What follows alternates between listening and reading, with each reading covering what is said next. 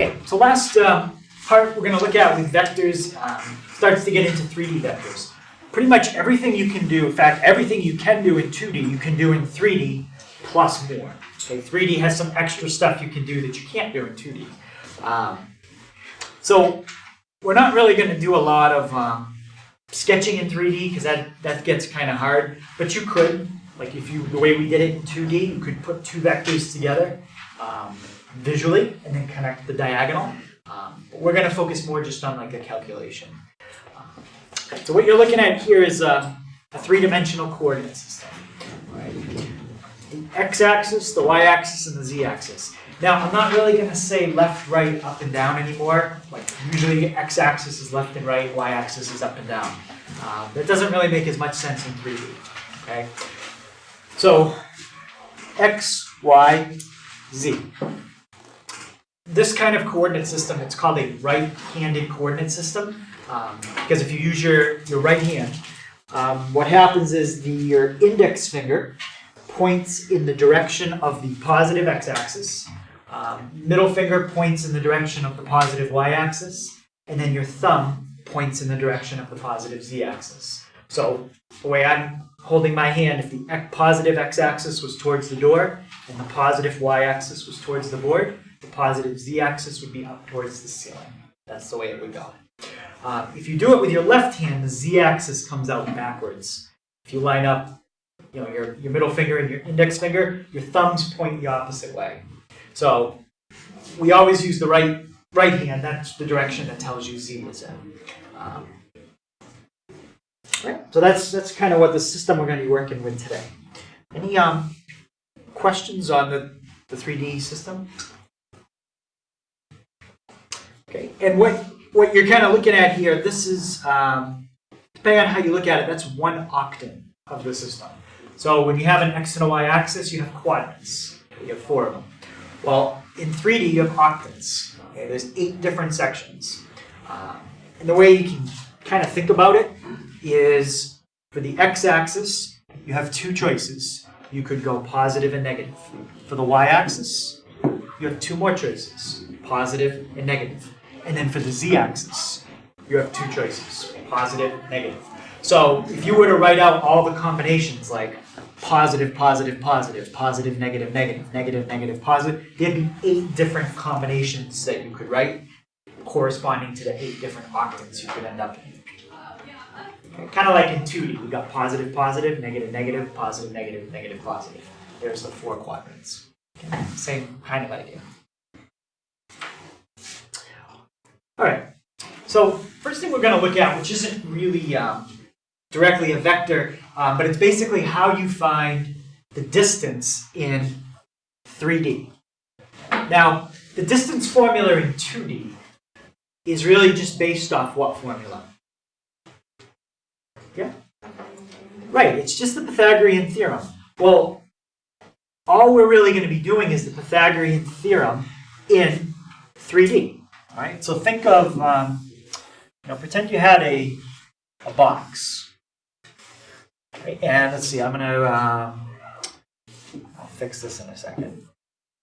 So let's have, let's see, that would be the front. So let's have this part be the back. All right, so you're looking at the front. You can see the top and the left. You wouldn't be able to see... Yeah, you wouldn't be able to see this either, right? And you wouldn't be able to see this. Okay. I think everything else... Or that bottom one. Or that bottom one, because that's the front, yeah. I think we're good now. So yeah, everything that's dotted, that's like the back right corner of the box. So if you wanted to find the distance from, say, here, let's do it in a different color. Here to here.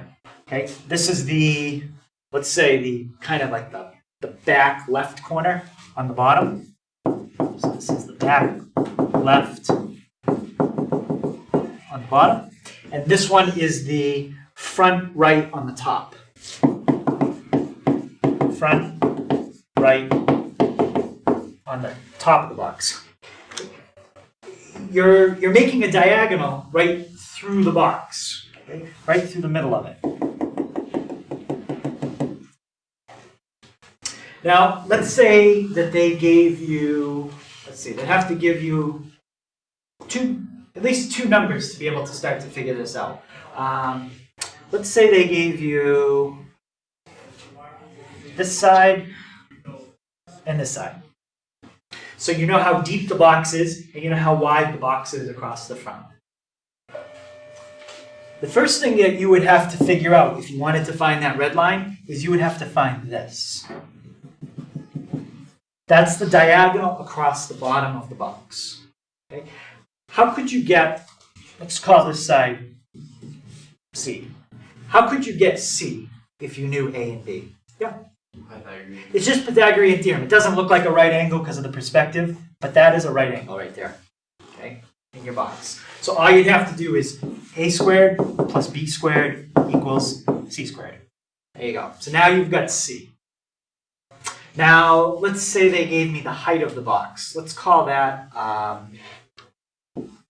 D. So that's the height of the box. How could I get, we'll call that diagonal that we're trying to find E. How could I get E if I knew C and D? Yeah? Isn't it just C squared plus B squared plus E squared? Yeah, it's just Pythagorean theorem again. This is really a right angle right there, okay, between the bottom of the box and the side. So you've got another right triangle between C, D, and E. That's a right triangle. All right. So C squared plus D squared equals E squared. So if you wanted to find E squared, what I'm about to write down is the Pythagorean theorem in 3D. Take this and put it in for C squared. So it would end up A squared plus B squared plus D squared equals E squared. That's basically the Pythagorean theorem in 3D. It's just like 2D, except you're extending it. You've got to square one more side. Can we go back? Yeah. So A squared plus B squared plus D squared would give you E squared. To me, it's a little confusing when I look at the formula, but if I break it down and I think of it as like two separate triangles, if I think of it like this, it makes more sense to me. But then really with substitution, that's what it is. All right. So finding the distance in 3D, that's exactly what we do. It's just like doing distance formula, because that's what it's based off of. So that would be the version in 2D, right? You've got one side squared plus another side squared, and then you add them up and take the square root. That's what we wrote right here. One side squared plus another side squared, add them up, and then if you take the square root, you would get C. Well, now in 3D, it's going to be a little different. You're not going to have ordered pairs anymore. You're going to have ordered triples. Okay? You can still call it a coordinate. A coordinate is kind of a general name. Ordered pair is a specific type of coordinate. That's a 2D coordinate. That's an ordered triple. That's a 3D coordinate.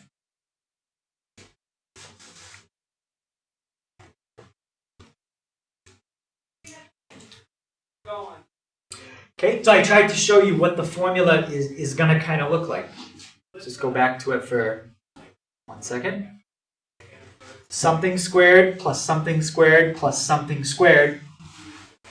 You take the square root of all that, that's what your formula is going to look like. So 3 things squared, add them up and take the square root. So let's look at it. So one side squared plus another side squared.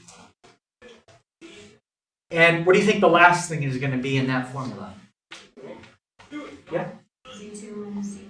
Right, another side squared. We're just not writing our sides as single letters, like A, B, C. We're writing out as coordinates. Okay? But it's the same thing. So one side squared plus another side squared plus a third side squared. There's the Pythagorean Theorem in 3D. You got to square three things, add them up and take the square root.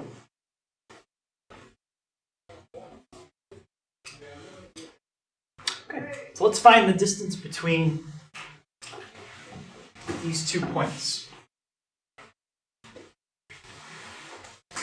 Okay, and that's pretty much how every formula that we're going to extend from 2D to 3D is going to work. Just look at the pattern you already have for 2D and do it one more time for 3D.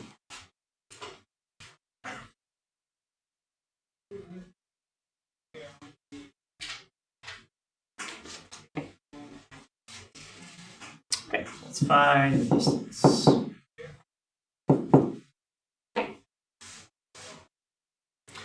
Okay, what's the first thing I should write down when I start to do out the calculation for the distance? Chris? You take square root. Yeah, let's put the square root so we don't forget that. And then under it, I would write all this. Something minus something squared, something minus something, and something minus something squared.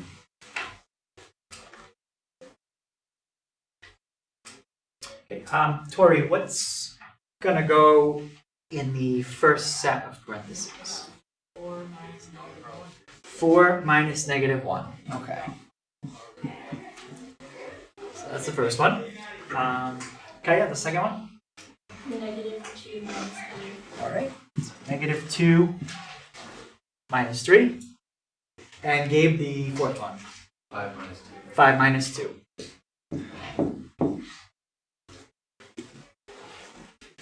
Okay, so what you really just did there is you just did the Pythagorean theorem in 2D twice. Okay, that's what gives you the length in 3D. All right, so we're going to have 4 minus negative 1 squared. Emily, how much is that? 5 squared. So 25 plus, Natalie, negative 2 minus 3 squared. Negative 2 minus 3 would be negative 5, so 25. 25 again. And 5 minus 2 squared, Kathleen? 9. 9, yep. Okay, so we get the square root of 59. And you can't reduce that.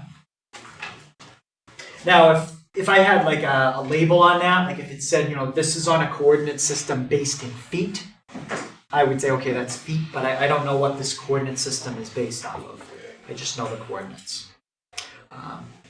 If that's something you could reduce, you should always reduce it just like we usually do. Okay, any questions on that? All right.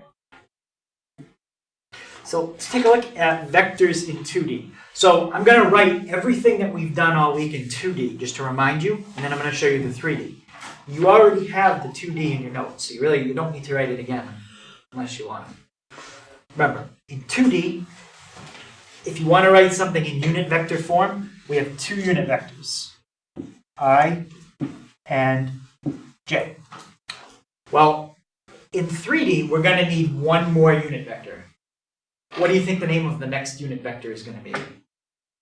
Yeah, k. So the way I described this when we did 2D is I said I points right and j points up. Well, when you're doing 2D, that's how x and y works. Okay, now I'm going to just say it a little different. I points in the direction of the positive x-axis 1 unit. J points in the direction of the positive y-axis 1 unit. And k points in the direction of the positive z-axis 1 unit. Okay, so A is your, I can't say horizontal and vertical anymore components, but what I can say is A is the x-axis component, B is the y-axis component, and C is the z-axis. Kind of depends which way your axes are facing. You can also write it like we have with the angle brackets. So if they don't want it in unit vector form, just take the x, the y, and the z-axis components, put commas between them, and put angle brackets around them. And that's a 3D vector. Questions on that? Okay. So that's how all the vectors we're going to work with today are going to look. One of these two formats. Okay, so remember, again, A, B, and C are the components of the vector. The x, the y, and the z-axis component in that order. So we talked about this on, maybe it was Monday. If you draw a vector and its initial point is at the origin, what do you call it? Yeah?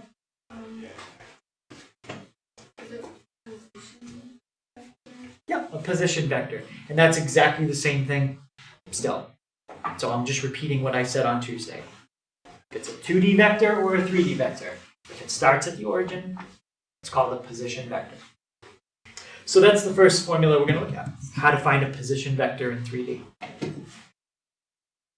Okay, so remember, in 2D, to find a position vector, you subtracted, I hope I wrote it right here, yeah. You subtracted the terminal minus the initial. And you had to do it for the x-axis components and the y-axis. Okay, so that was the formula from the end of class on Monday. Now, we're going to extend that formula to 3D.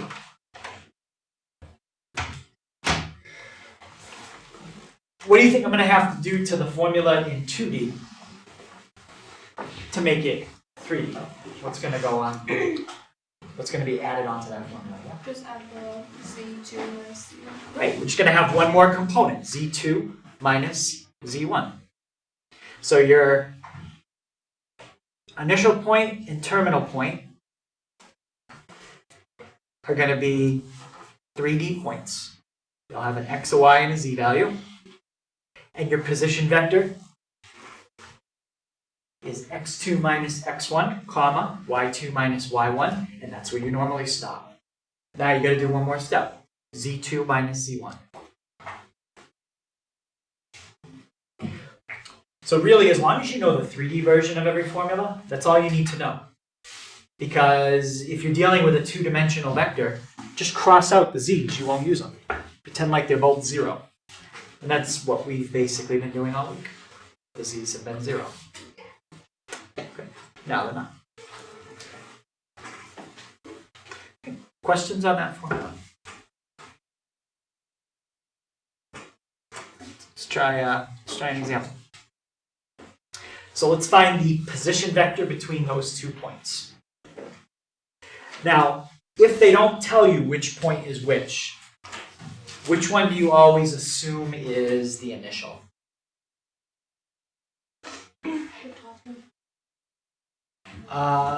Well, hopefully it would be the top one if they write it this way. In this case it is. But you should always look for what to tell you it's initial. Because let's say they put them side by side. Then you wouldn't have a top one. First one listed. Okay.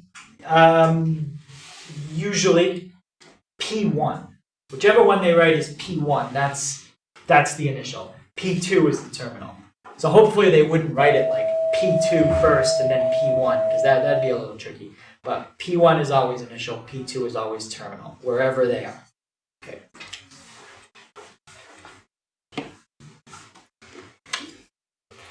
All right, so what's my calculation going to look like to find the x component? We'll start with that. Yep. 4 minus -1. Yep. 4 minus -1. How about the y component? Yeah. 6 minus 2. 6 minus 2.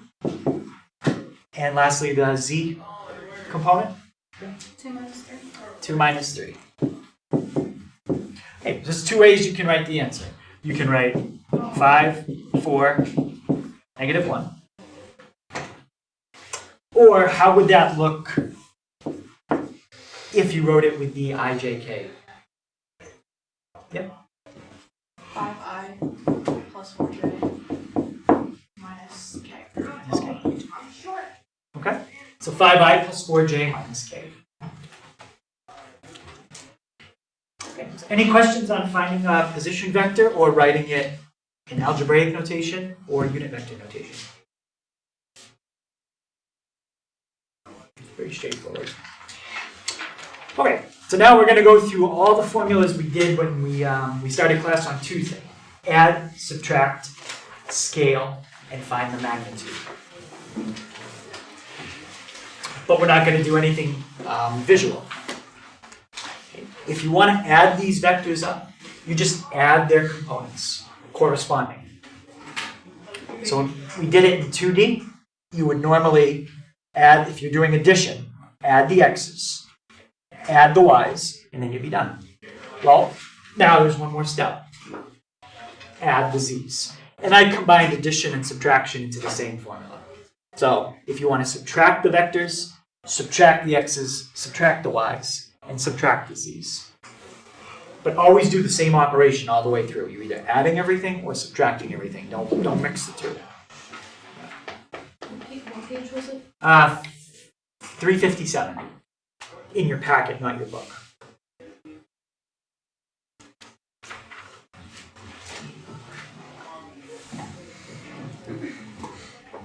Okay, so the next thing is when we put a number in front of a vector. Sometimes we don't call that a number. What's the other word for it? Yep. Scalar. It's a scalar because it scales the vector, which means it usually makes it longer or shorter. If it was a negative scalar, what would that also do? It does the same thing in 3D it would do in 2D. Yep. Flips it. It would flip it. So normally what you have to do is multiply the x component by the scalar, the y component by the scalar. Well, now there's one more step. Multiply the z component by the scalar as well.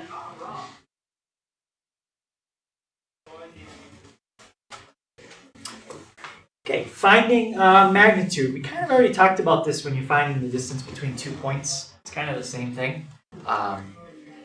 But in 2D, if we had a vector like this, and you wanted to know how long it was, you could go like that.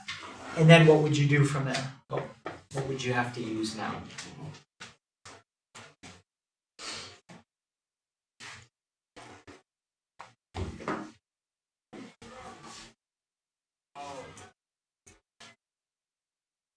I mean, you'd have some actual numbers there too, but how would you find the length of that vector?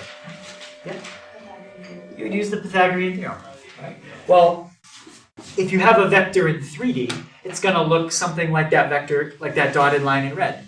So you're just going to do the Pythagorean Theorem in 3D. So you just square each component, add them up, and take the square root. Basically, it's going to look exactly like that. 3 things squared, and then take the square root.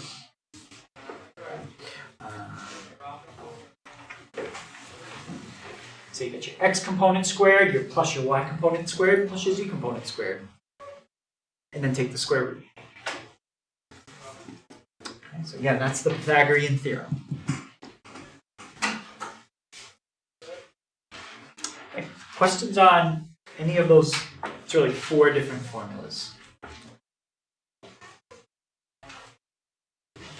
All right, so we won't go through all of them, but let's just try a few of them. Okay, so there's your 2 vectors, v and w. And the first thing I want to do is add them up.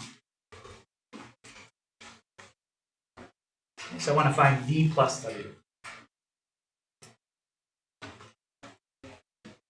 Okay, Madison, if I add those up, what would the x-axis component be?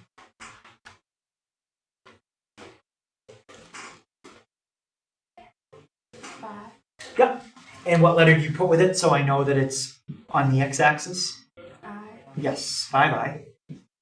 So go 5 units on the x-axis in the positive direction. All right. Gabe, how about my y-axis component? Yep. So again, negative 1 unit on the y-axis. And what about the z component? Justin, what would that be? I do not know. All right, what's my z-axis component of v?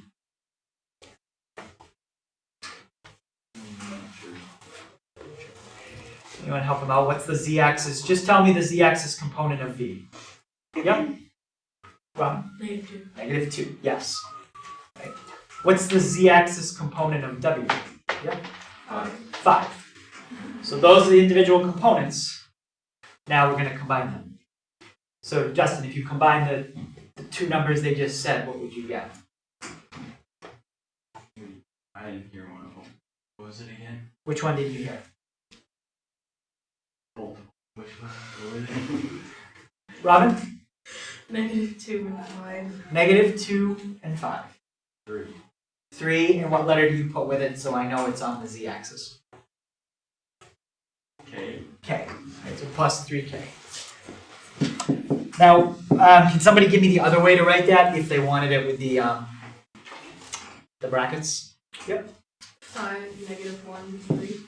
5, -1, 3. Okay, so if you're wondering which one should you be familiar with, both. You should really know how to write both ways. All right, next one. They want us to find the magnitude of V. Okay, magnitude of V. So this way you're using the Pythagorean Theorem. Just remember it's 3D. Yeah? Square root of 17. Square root of, let's see, 4, 9, 4. 4 and 9, 13. 4, 17. Yes. Just square each component, add them up. Now, if he had gotten the square root of 16, that would have been a nice answer. We could have simplified. If he had gotten like square root of 20, we could have done something with that too. But in this case, we can't. Questions on the magnitude? All right, so we did an adding, we did that. Hopefully, let's do a scale. Yeah, let's scale W. So in 2D, we learned two ways to do it. You could take W and stack 3 of them together and then draw it in. Or we can just use the formula. So what would I get if I scale vector W by a factor of 3? Yeah, okay. 9i minus 12j plus 15k. Okay, just it's like a distributive property to each number. 9i minus 12j. And I forgot the last one. 15. 15. Okay. Or -9, or positive 9, comma, -12, comma, 15 with the brackets. Okay. Questions on that? All right. So dot product. Dot product in 3D. I mean, I would hope most people could just kind of figure out how to do it based on what we did in 2D. It's kind of the same thing. So the difference in 3D is you're going to have 3D vectors.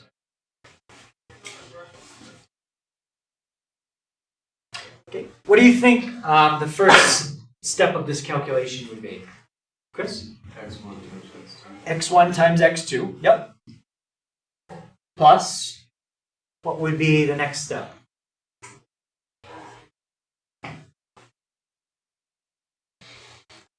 Yep, kind of. y1 times y2. Y1 times Y2. Now, if you were doing 2D, you're done. That's all you gotta do. But just extend that to 3D the way we've extended everything else so far. So, Ryan, what do you think the last part you put on that would be? K1 times K2, or Z1 times Z2. Yeah, yep, Z1 times Z2. And there's your dot product in 3D. So when you do this calculation out, what kind of answer do you get?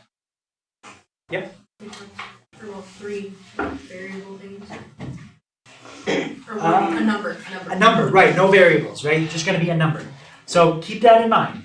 When you multiply two vectors with a dot product, you get a number. We're going to come back to that when we do cross product. Okay, so let's find the dot product between these two vectors.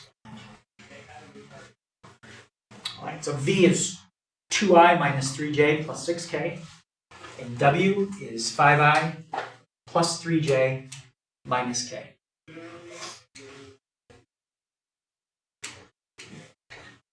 Yep. Chris, can you just tell me the first calculation and what you get? 2 times 5. Yep.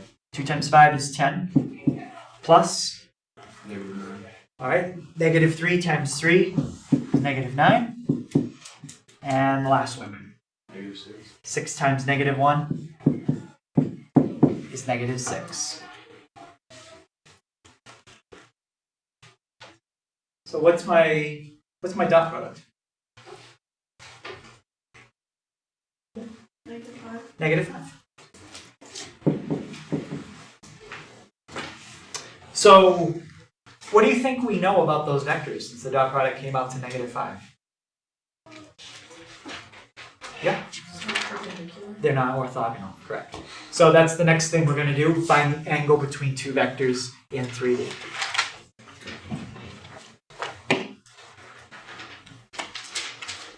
So the angle between two vectors in 3D, this is the last thing that we're going to do that is similar to what we did yesterday. Okay.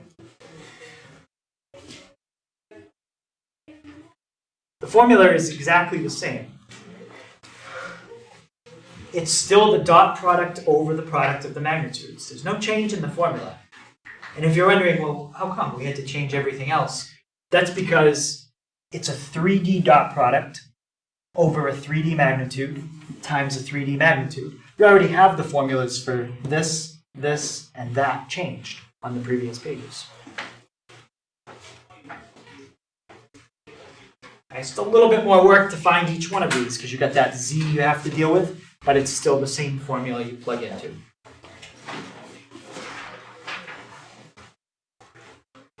Okay, and as always, if you've got two vectors in 3D, we're always finding the angle that's between them the short way, not the long way.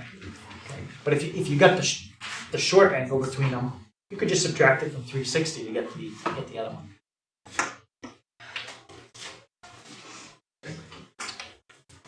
Okay, so let's find the angle between, and now that's the same two vectors I just used in example 4, I think. 2, negative 3, 6. Yep. 5, 3, negative 1. Yes. So that's going to speed us up because we already know the dot product. What was the dot product again? Negative 5. Okay, so we got that. And now the magnitudes, we practiced finding a magnitude earlier, we got to do 2 of them here. Okay, so u is going to be the square root of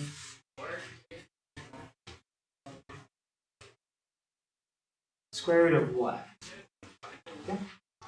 Square root of 2 squared plus 3 squared, or negative 3 squared and 6 squared.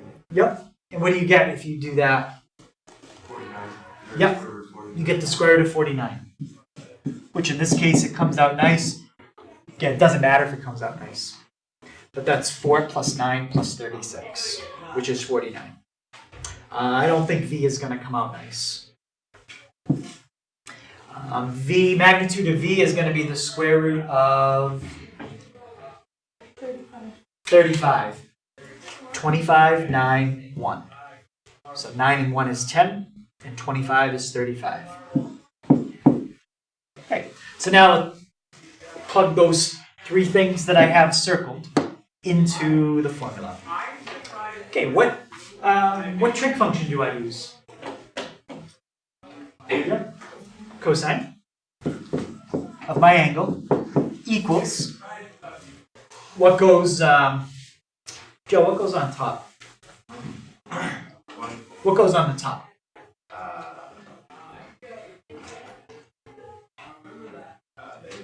Yep, dot product. And Blake, what goes on the bottom? I put 7 times the square root of 35. And Jarek, my last step to get theta by itself. You take the inverse cosine. Exactly, yep. We're going to do inverse cosine of all that stuff on the other side. Again, I don't really care that there's a square root in the bottom right now because that's not my final answer. My final answer is going to be, let's see, negative 5 divided by, put the denominator in parentheses, 7 square root 35. And I hit graph. which I didn't want to do. Okay, so we get an angle of 96.93, and that was in degrees. Okay. Now, if they wanted the answer in radians, I have two choices. I could just take that and multiply by pi and divide by 180. Or, how do I change the mode on my calculator into radians? Yep. Don't you,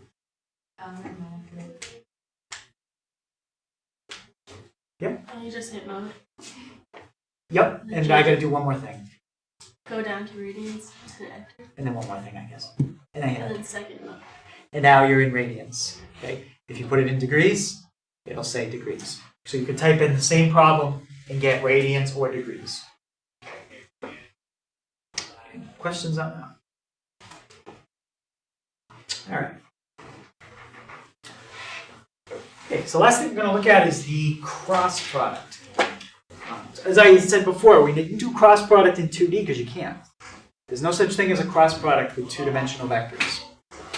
So now, once we learn cross product, if I give you two 3D vectors and ask you to multiply them, I have to be more specific. I have to say either dot product or cross product. All right. So the cross product is a second way to multiply two vectors together.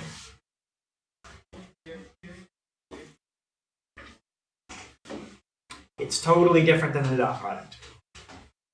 Totally different. Okay, so again, it only applies to 3D vectors. And there's a lot of different applications, mostly you could look at some geometry and physics applications to it. One application, we're not really going to get into this physics one, but if you had a lever and you were pulling straight down on it, the amount of torque that you put on the lever varies with the angle of the lever. And you would need a cross product to figure out the force that you're pulling on the lever, right?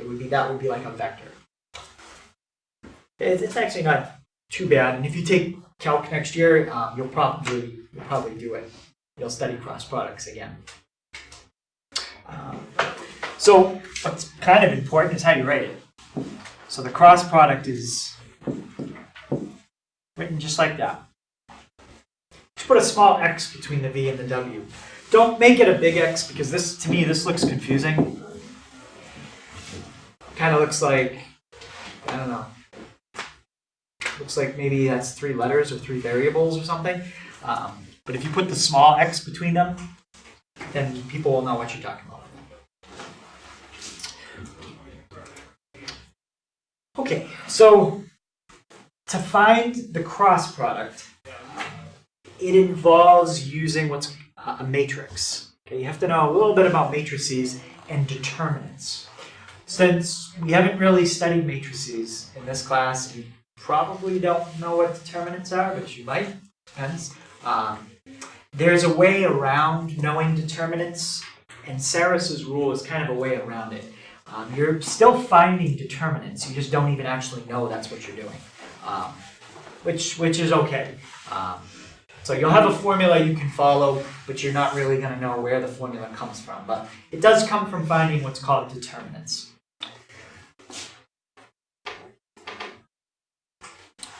So again, you'll have two 3-dimensional vectors. Okay? Each vector is going to have an x, a y, and a z-axis component.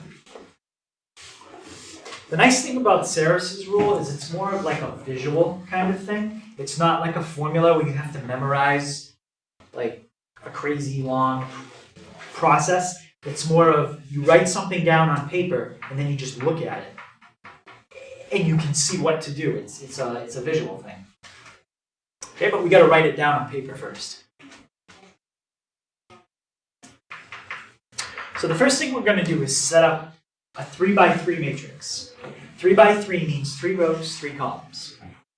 That's how you describe the dimensions of a matrix, rows by columns. Whenever you have the same number of rows and columns, that's called a square matrix. 3x3 would look like a square if you write out all the numbers. In the top of the matrix, in row 1, remember rows are horizontal, columns are vertical. In row 1, you're just going to put the vectors I, j, k. In row 2, you're going to put the components of the first vector, a1, b1, c1.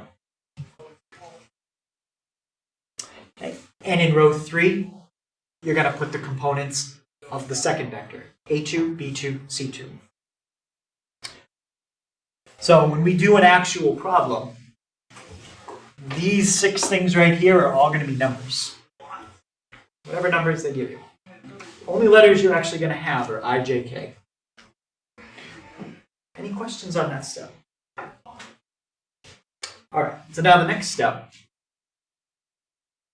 is to copy over columns 1 and 2. Here and here. Don't move them. Copy them. So when you're done, you're now going to have 5 columns and 3 rows.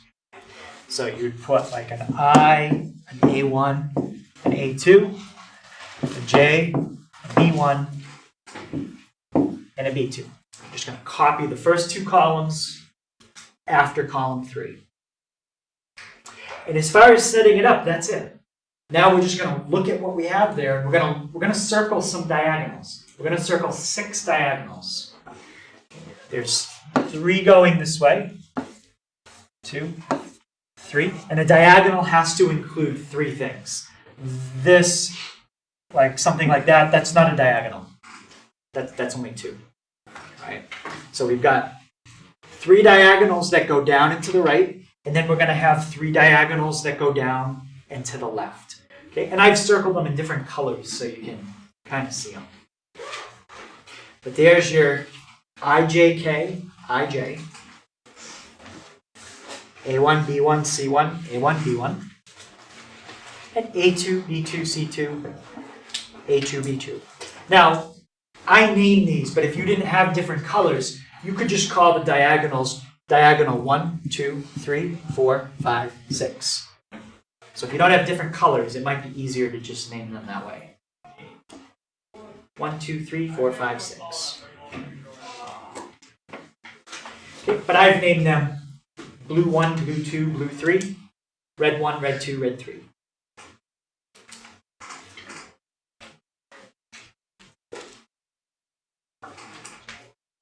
And now, to actually do Sarris's rule, we're just going to do some multiplication, and we're going to add some things up, and then we're going to do some multiplication and subtract some things. Specifically, we're going to add exactly 3 things together, and we're going to subtract 3 things. Right? And again, most of these 2 rows are all going to be numbers, so it's going to look a lot simpler once we put some numbers in there. Okay, so let me show you what the calculation is. First thing you want to do is multiply everything on, I called it red diagonal 1. You're going to multiply everything together. So you might have like a 5 and a 3. So it'd be like 5 times 3 times I, 15I. You'll have something like that. Then you're going to multiply everything that's in red diagonal number 2. And there's a plus sign between what you just did and what you did now. And you're going to do that one more time with a plus sign for the red diagonal 3. So you're adding up all the products that go down into the right. Now you're going to subtract all the products that go down into the left. Okay? You're going to subtract them. So you're going to subtract the product of blue 1. You're going to subtract the product of blue 2 and subtract the product of blue 3.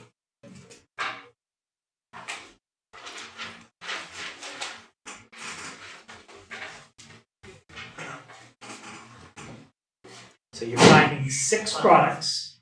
3 of them you add, 3 of them you subtract.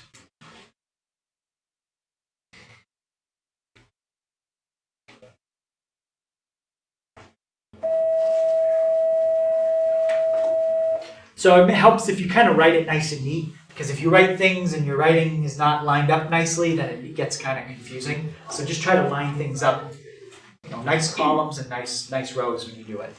I mean, I guess you could use graph paper and actually write them in, but you don't have to be that neat. Any questions before we look at an example?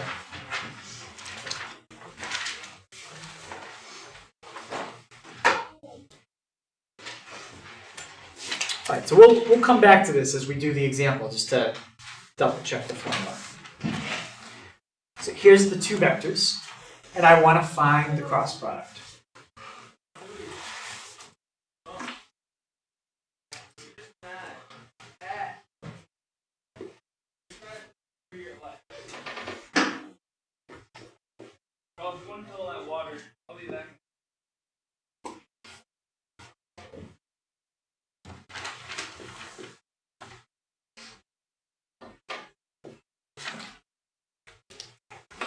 Okay, so the first part of this process is just setting up the diagram you're going to look at. Let's start with the basic 3 by 3 matrix. What would I put in the top row? Chris? IJK. IJK. What would I put in the second row? Yep, yeah. 2, 3, 5. And what would I put in the third row? Bob? 1, 2, 3. 1, 2, 3. Okay, so that's the first part. Now, before I can draw in my diagonals, what do I have to do next? Okay. Copy the first and second column to the right. Yep. Copy the first two columns over. So we're going to have an IJ, a 2, 3, and a 1, 2. Now, I'm going to circle all the diagonals that go down and to the right.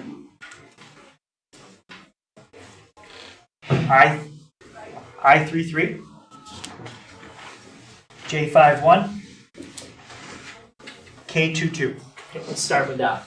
So we're going to multiply those together and add them up. What's I times 3 times 3? 9. I. J51. We're adding that. And K22. 4K. Okay, so that's the first half. Now, the next part, we're going to circle all the diagonals that go down and to the left. And we're going to subtract those. So we've got K31, I52, J23. And remember, you're subtracting each one. Sometimes people forget to subtract them, and then that messes it up. So K31, what should I put next? Minus 3K. I52, minus 10I, and J23, minus 6J. Now, if we've got any like terms, just combine them, and that's the answer. So I see 9I, bless you, minus 10I. Negative 1I. How about 5J minus 6J? Negative J. And 4K minus 3K? 1K. So these came out to all 1s and negative 1s. That doesn't have to happen, but that's your answer. What is that thing that I just circled? I mean, it's the cross product, but what kind of answer is it? It's a vector. So when you do a cross product, the answer is a vector. When you do a dot product, the answer is a number. Now that's not just any vector. There's something special about that. I'll show you what's special about it after. It has a special relationship to both of the original vectors. But we'll look at that after. All right, so I found V cross W. Let's find W cross V. So I'm checking now to see if the cross product is what? Commutative. I'm seeing if I can switch the order and get the same answer. So I'm going to put IJK. What's going to go in the second row this time? 1, 2, 3. And the third row? 2, 3, 5. Copy the columns over. IJ. 1, 2, 2, 3. Okay. start with your diagonals that go down to the right. All right. I25 is going to give me how much? 10i. J32. 6j. K13. 3k. And now be careful when we go down into the left. K22 minus 4k. I33 and J51 minus 5k. Is it a 6J? Yes. Okay, let's see what we get. What's 10i minus 9i? I. 6j minus 5j. J. And 3k minus 4k. Minus k. That's what we got this time. They're opposites. So cross product is not commutative. If you switch the order, you get the opposite. Which means if they ask you to find v cross w and w cross v, it's really not twice the amount of work. Once you find one, you kind of have the other one too.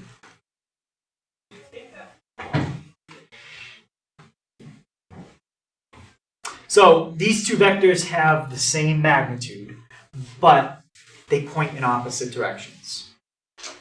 So they do have something that's the same. They're the same length, but they point opposite directions.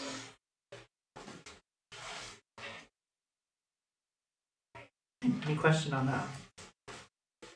So last thing I want to look at is now I want to see what the vector we just found and why is it special? It's not just like a random vector. It has a very special relationship to both of the original vectors.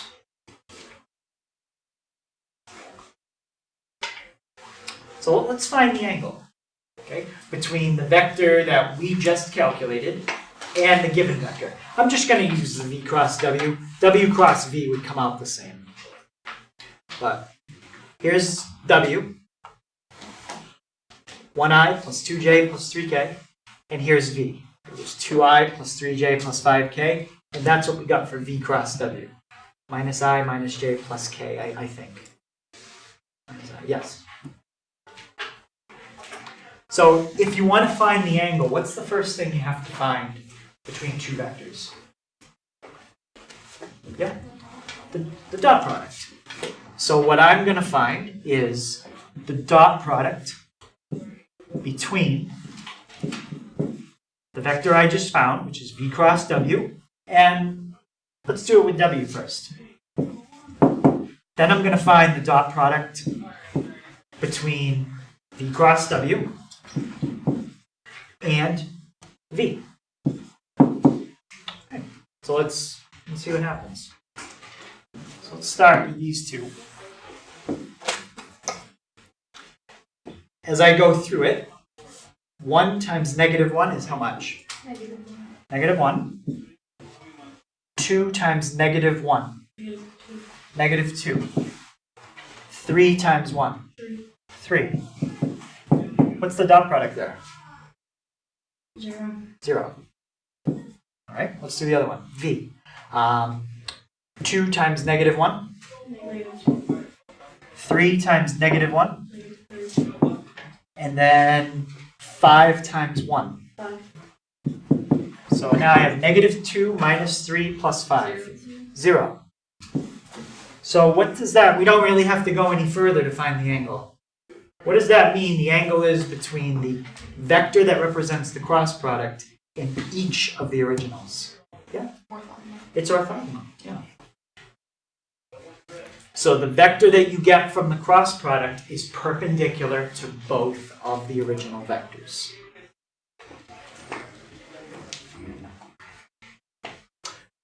Okay, and there's all kinds of different applications in physics where you might have two vectors, maybe like a plane, like a computer, shoots out two lasers to find where the ground is, and then if it finds the cross product between the two vectors that represent the plane of the ground, then the computer could tell the pilot which way is up. That might be important to know when you fly a plane. Right? So if you have two vectors, you can find one that points perpendicular to it. There's actually two, and they're opposites of each other. If you did W cross V, you would also see that both cross product vectors are perpendicular. One is up, one is down, whichever way you're viewing it. Questions on that? Okay.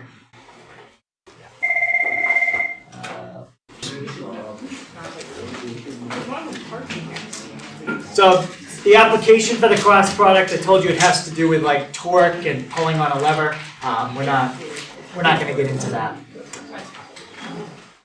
Okay, so the take-home test. So the test is due tomorrow, March 22nd, by 8 a.m. Eastern Time, California time. Late test would be a 0. Okay, so if you bring it up at like 8:05, bring it in by 8, bell rings at 7:35. I'm usually here by 7:25. So anytime after 7:25, you can bring it up. Do not leave it in my mailbox or under my door. Okay, so if you put it in my mailbox and you say, hey, I put it in your mailbox before 8 a.m. No, it's got to be like on my desk in my hands by 8 a.m. So give it directly to me. If you are absent, the test is still due by 8 a.m. Okay, so you'd have to email it. As long as your email comes in by 8 a.m., that's all I need to see. So by taking the test, you agree to these conditions. If you would prefer, you can take the test in class if you don't agree to them. But please make arrangements with me. All right. Are there any questions about that? Okay. So everybody that's in here is getting the test. Is anybody not taking the test? That's the only thing I can hang out. Okay, so question number 19 is not on the test. Make sure you copy this one down. Find the cross product V cross W. V is 3i minus 2j minus 4k. W is I minus 2j plus 3k.